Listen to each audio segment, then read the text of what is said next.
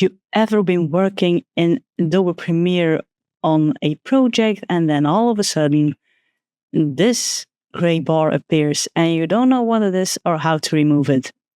In this tutorial, we're going to take a look at what this gray bar is and how you can remove it.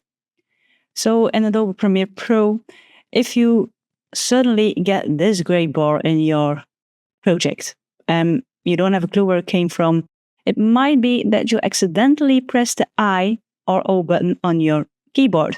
And when you press the I button, it marks the in point and the O marks the out point. And this tells Premiere what part of the clip you want to use. But if you did this by accident, you accidentally clicked on the I and you want to get rid of it, then you can press Ctrl or Command Shift X. And just like that, you have removed your in or out point. Most often you press the in point, but you can also press the out point. Now I pressed O, so I have the out point here. But if I then press Ctrl Command Shift X, it disappears.